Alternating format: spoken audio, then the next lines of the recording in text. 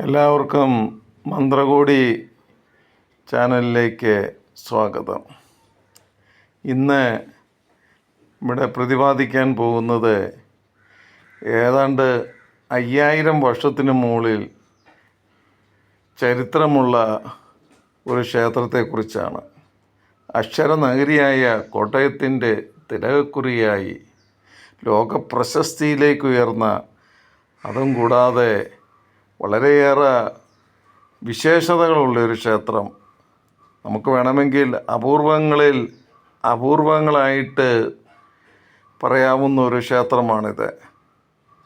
മറ്റുള്ള ക്ഷേത്രങ്ങളിൽ നിന്നും വ്യത്യസ്തമായിട്ടുള്ള ആചാരങ്ങളും ക്രമങ്ങളും പുലർത്തിപ്പോരുന്ന ഒരു ക്ഷേത്രം.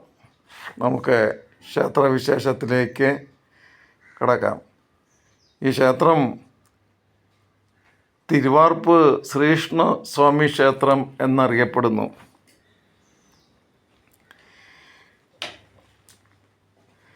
തിരുവിതാംകൂറിൽ പ്രശസ്തി ആർജിച്ച മഹാക്ഷേത്രങ്ങളിൽ ഒന്നാണ് തിരുവാർപ്പ് ശ്രീകൃഷ്ണസ്വാമി ക്ഷേത്രം. കേരളത്തിൽ മറ്റൊരു ക്ഷേത്രത്തിലും കാണാത്ത ചിട്ടവട്ടങ്ങളും അനുഷ്ഠാനങ്ങളുമാണ് ഇവിടെയുള്ളത്. സർവാഭീഷ്ട പ്രദായകനായ സന്താന ഗോപാലനെയാണ് ഇവിടെ പ്രതിഷ്ഠിച്ചിരിക്കുന്നത്. ഈ വിഗ്രഹത്തിന് ഏകദേശം 5000-ന് മുകളിൽ വർഷങ്ങളുടെ പഴക്കം പറയുന്നു. ദുഷ്ടസംഹാരം നടത്തി 4 ദിക്കും കീഴടക്കി സർവഭൗമ ചക്രവർത്തിയായി ദ്വാരകയിൽ വാഴുന്ന ശ്രീകൃഷ്ണ സന്താന ഗോപാല സങ്കല്പത്തിലുള്ള വിഗ്രഹമാണ് ഇവിടെയുള്ളത്. ദ്വാരകയ്ക്ക് തുല്യം തിരുവാർപ്പ് എന്ന് പറയപ്പെടുന്നു. വെളുപ്പിന് 2 മണിക്ക് നട തുറക്കുന്ന ഏക ക്ഷേത്രം തിരുവാർപ്പാണ്. അതിന് കാരണം വെളുപ്പിന് 3 മണിക്ക് ഭഗവാന് നിവേദ്യം നടത്തണമെന്നുള്ളതാണ്. ഇനി നമുക്ക് തിരുവാർപ്പ് ക്ഷേത്രത്തിലെ ഐതിഹ്യത്തിലേക്ക് കടക്കാം. വനവാസ സമയത്ത് പാണ്ഡവർക്കായി ഭഗവാൻ ശ്രീകൃഷ്ണൻ തേവാര പൂജയ്ക്ക് ഒരു സന്താന ഗോപാല വിഗ്രഹം നൽകി. വനവാസം കഴിഞ്ഞാൽ ഈ വിഗ്രഹം ജലത്തിൽ നിക്ഷേപിക്കണമെന്നും 2000 വർഷത്തെ ജലാധിവാസം കഴിഞ്ഞ് ഈ വിഗ്രഹം ആർക്ക് കിട്ടുന്നുവോ അവർ ഈ വിഗ്രഹം പ്രതിഷ്ഠിച്ച് പൂജിച്ചാൽ സകലവിധ ഐശ്വര്യങ്ങളും ഉണ്ടാകുമെന്ന് ഭഗവാൻ അരുളിയിരുന്നു. പാണ്ഡവർ വനവാസം കഴിഞ്ഞ് ദ്വൈതവനത്തിൽ വെച്ച് അക്ഷയപാത്രത്തിൽ അഥവാ വാർപ്പ് വിഗ്രഹം വച്ച് ദ്വൈതപുഴ കായലിൽ നിക്ഷേപിച്ചു. എന്നാൽ വേലിയേറ്റ സമയത്ത് ഈ വിഗ്രഹം വാർപ്പോടുകൂടി മുഹമ്മയ്ക്ക് സമീപമുള്ള ഒരു ദേശത്തെ അടിഞ്ഞു. ഇത് പിന്നീട് മുക്കോർക്ക് ലഭിക്കുകയും അവർ കരനാഥനെ ഏൽപ്പിക്കുകയും ചെയ്തു. ഇദ്ദേഹത്തിൻ്റെ നേതൃത്വത്തിൽ വിഗ്രഹം ആ ദേശത്ത് പ്രതിഷ്ഠിക്കുകയും ചെയ്തു.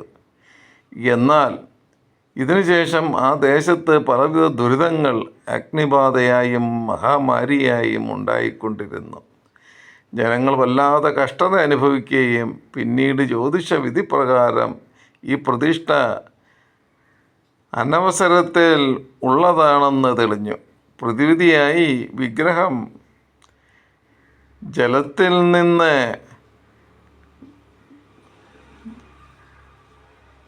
ജലത്തിൽ നിക്ഷേപിക്കണമെന്നും തെളിഞ്ഞു കണ്ടു.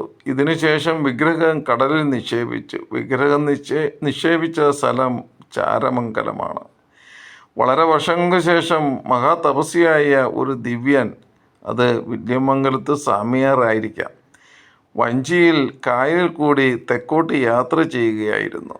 യാത്രക്കിടയിൽ കഴുക്കോൽ ഒരു പ്രത്യേക സ്ഥലത്ത് ഉറയ്ക്കുകയും ഊരിയെടുക്കാൻ കഴിയാതെ സേവകർ കഷ്ടത്തിലാകുകയും ചെയ്തു. ഇത് മനസ്സിലാക്കിയ ദിവ്യനായ മനുഷ്യൻ വെള്ളത്തിലിറങ്ങി. അപ്പോൾ പെട്ടെന്ന് വെള്ളം മാറി മനോഹരമായ ഒരു ചതുർബാഹു കൃഷ്ണ വിഗ്രഹം ഒരു വാർപ്പിൽ തെളിഞ്ഞു വരികയുണ്ടായി. അദ്ദേഹം വാർപ്പോടുകൂടി വിഗ്രഹമെടുത്ത് വഞ്ചിയിൽ വെച്ചു. ത്രികാലജാനിയായ അദ്ദേഹം ഇത് ചതുർബാഹുവായ ശ്രീകൃഷ്ണനാണെന്ന് മനസ്സിലാക്കുകയും ഉത്തമമായ ഒരു സ്ഥലത്ത് പ്രതിഷ്ഠിക്കണമെന്ന് വിചാരിച്ചു. നിമിത്തമെന്നോണം ഈ സമയത്ത് കാറും കോളും വരികയും വഞ്ചി ഗതിമാറി ഒഴുകാനും തുടങ്ങി. അവസാനം മഴ നിലച്ചു, ആകാശം ഇരുണ്ടു.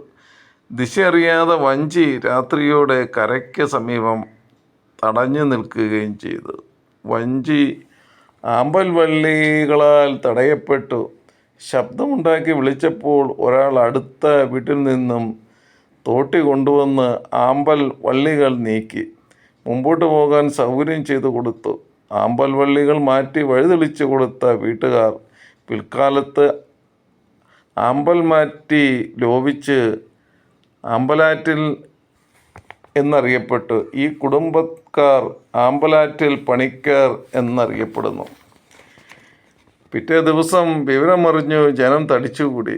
നല്ലവരായ നാട്ടുകാർ കുറെ സ്ഥലം വൃത്തിയാക്കി ദിവ്യൻ്റെ നിർദ്ദേശപ്രകാരം വിഗ്രഹം വഞ്ചിയിൽ നിന്നിറക്കി വാർപ്പോടുകൂടി അവിടെ സ്ഥാപിച്ചു.